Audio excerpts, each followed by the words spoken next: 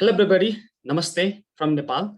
So this is Netra Kumar Manandhar from Kathmandu University, Department of STEM Education.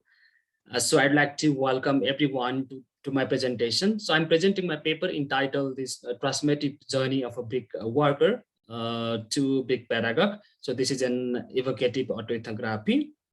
So this paper has been extracted from my postmaster's dissertation. The second author is the supervisor of the dissertation, and the remaining two authors are the critical friends who helped me crafting and developing this paper and the research.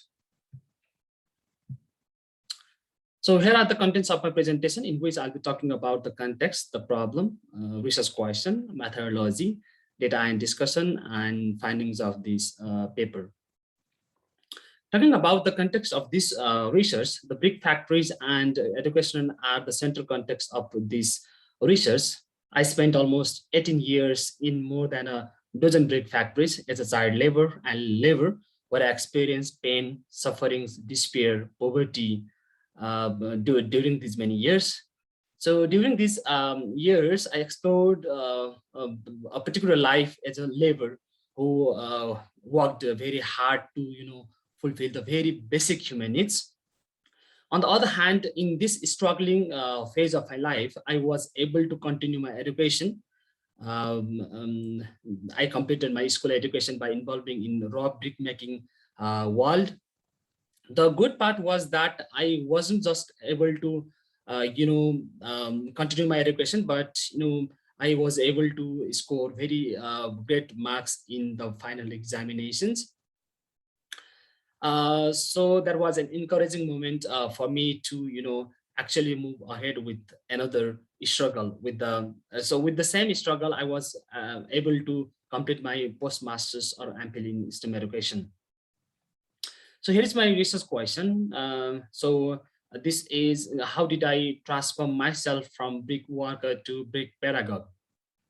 I was guided by two theories as a reference. The first one is living educational theory for portraying my lived experiences to establish my living contradictions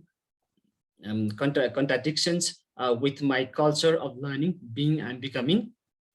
The theory of transformative learning helped me to portray my deep and radical shift in terms of my understanding of the world and my practices of the to promote and embrace more empowering and inclusive educational and cultural practices. So evocative autoethnography was the methodology I was guided by to craft this entire research paper. As a methodology, this helped me to portray my lived experiences, values, beliefs, feelings, emotion, etc. in relation to my culture, that is educational and brick factories related life worlds. So I use this methodology to depict my lived experiences filled with emotions, devastating moments, critical and emotional turning points, pains and sufferings. I use writing narrative as a method of inquiry. Talking about my involvement in brick making world, I was born and raised in a brick factory. After some years of my birth, I started working with my parents as a child labor. I had to support my parents to make raw bricks in extremely cold seasons like winter and summer. At the age of 10, I started working fully in these labor industries. I had to work in these extremely cold environments to build bricks of mud and clay. So I had to also, in this period, I had to also continue my education. I just, attended formal education for only 6 months every year. Remaining 6 months, I had to be in the big factories. With these difficulties, I was able to finish my school education. So here are some of the glimpses of brick making world. So these pictures show the life of a child laborers and other laborers in extremely, hunger and pain situation. In this, I had to do various tasks related to mud and clay while supporting my parents and doing this brick making tasks. So there are some of the other tasks. So talking about the status of brick, factories, this in the international level organization and UNICEF 2019 said that there are, more than 150,000 laborers are working in brick making, industries. Among them, 40,000 are children. So usually people from disadvantaged group go to big factories to earn money and invest to fulfill their very basic human needs. So in this brick making factories, so students or let's say children do not have such opportunity to get education because they are there for earning money and surviving to fulfill surviving needs. So they are forced to work in very minimum age and fulfill their very basic needs.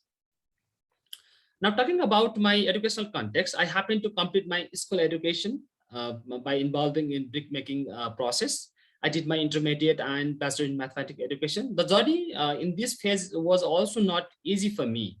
I used to work as a waiter in several restaurants to earn. Also, I started my career as a teacher from this period as well.